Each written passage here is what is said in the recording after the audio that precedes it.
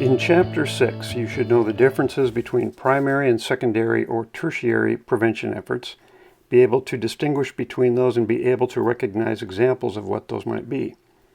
Know which substance use is most prevalent among adolescents, and when that is more likely to turn into substance dependence. And know that there are studies which suggest that early onset of alcohol use, usually before age 15, is related to substantially higher rate of alcohol drug dependence during that person's lifetime.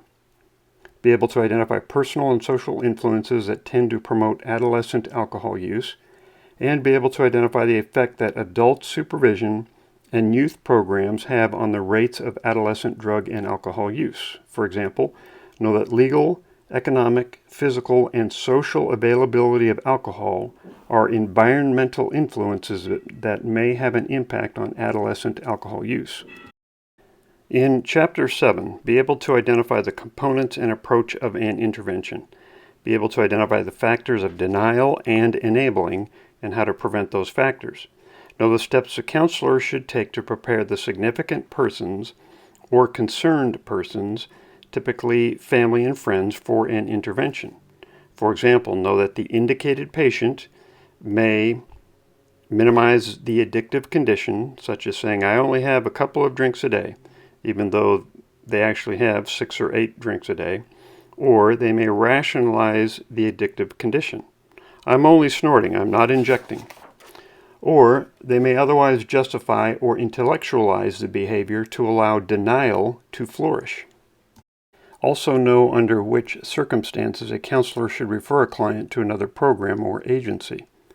Know that simply making a general, non-specific referral to another program is inadequate for an addiction professional. Instead, the referral should be made to a program with which the counselor has personal knowledge and experience, and it should include personal contact by the counselor with a member of the particular program, and the counselor should provide specific contact information to the client, and the counselor should follow up to ascertain whether or not the client actually made such follow-up contact.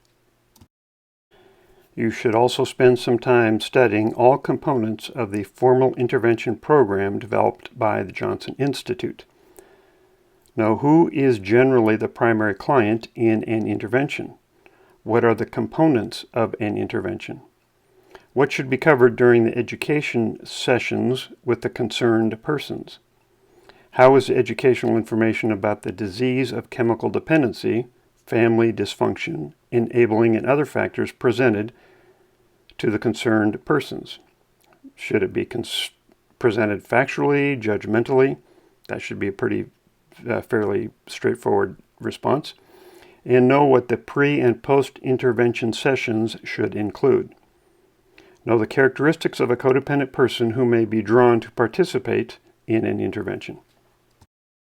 In Chapter 8, know the basic history of EAPs, or Employee Assistance Programs, as well as its inclusion in the Big Book.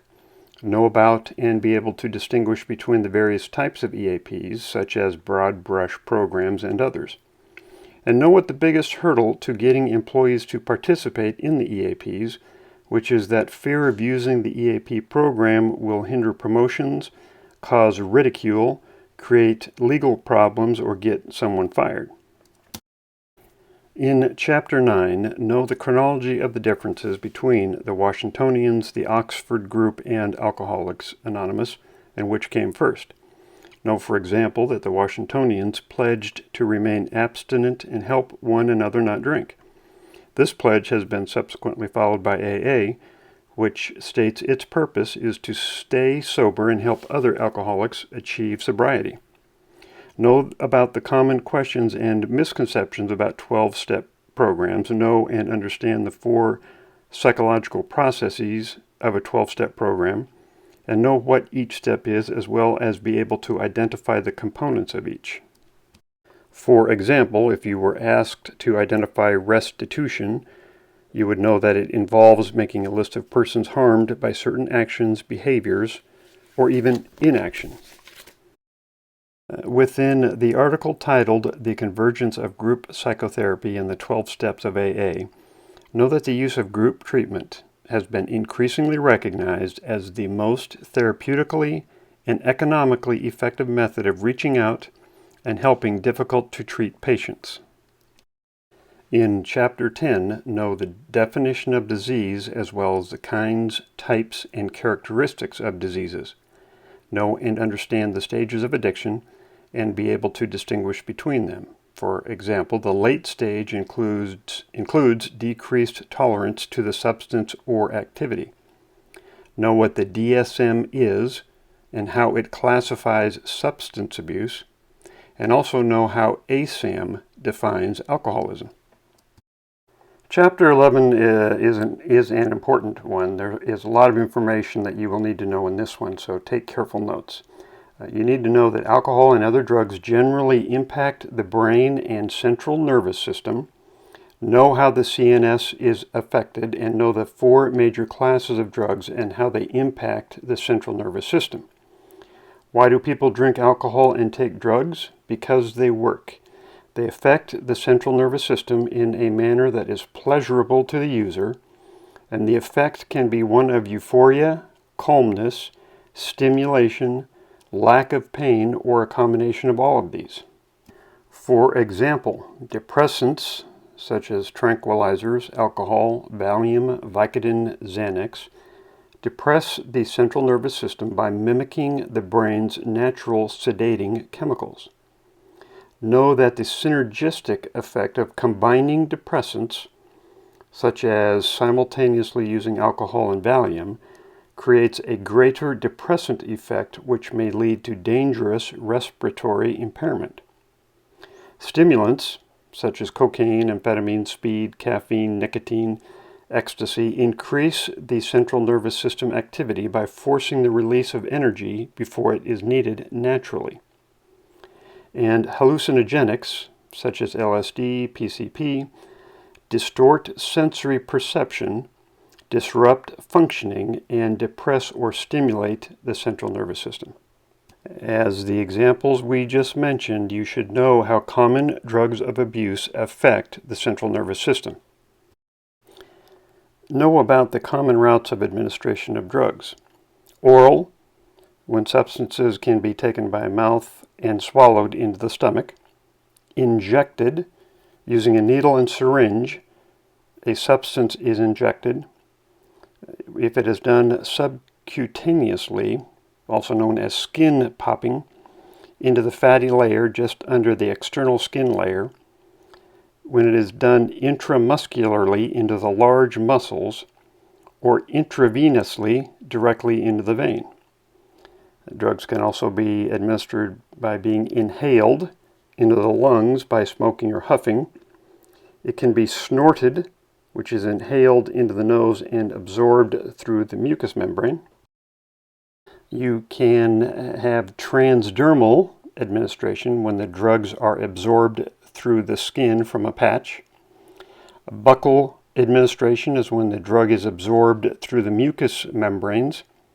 And rectal administration is when the drug is administered by inserting them into the body through the rectum, and they are then absorbed through the intestinal lining. The route of the drug administration affects the onset of the drug's effects and duration. The faster the absorption, such as through injected and snorted administration, the more intense and shorter duration of the effect.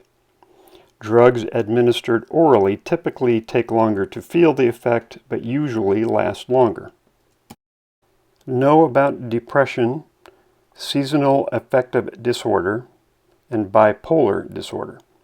Know the information that this chapter provides regarding these topics, anxiety disorders, panic attacks, and be able to distinguish between those various disorders. Know which drugs can cause anxiety. Amphetamines, appetite suppressants, caffeine, cocaine, and steroids. Know that the Controlled Substances Act was passed in 1970 and that the Drug Enforcement Agency, the DEA, is charged with enforcing this law, and that the law created 5 schedules or classifications of substances.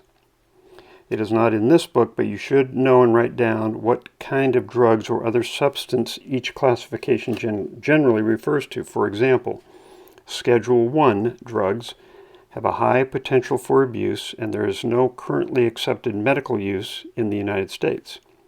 There's lack of accepted safety for use of the drug, even under medical supervision, and it includes heroin, LSD, and marijuana. Schedule 2 drugs have a high potential for abuse. There is currently accepted medical use in the U.S., but abuse may lead to severe psychological or physical dependence. This includes cocaine, methadone, and morphine. Schedule 3 drugs have some potential for abuse.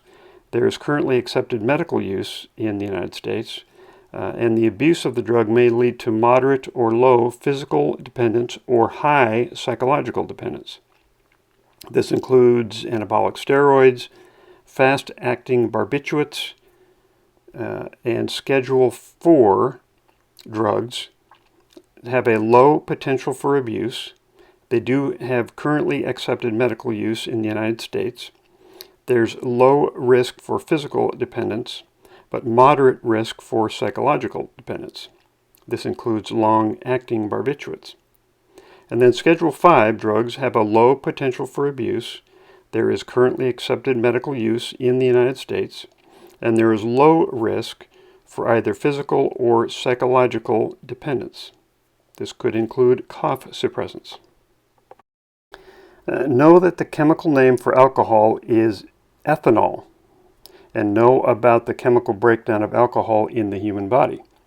Know the generalities of metabolism, that is, the body can only metabolize a certain amount of alcohol every hour, typically 1 ounce or 1 drink per hour, with the amount varying widely based upon a range of factors including body mass and liver size, which would impact the rate of metabolism generally for women who tend to have a smaller liver and less body mass, thus tending to metabolize alcohol more slowly than men.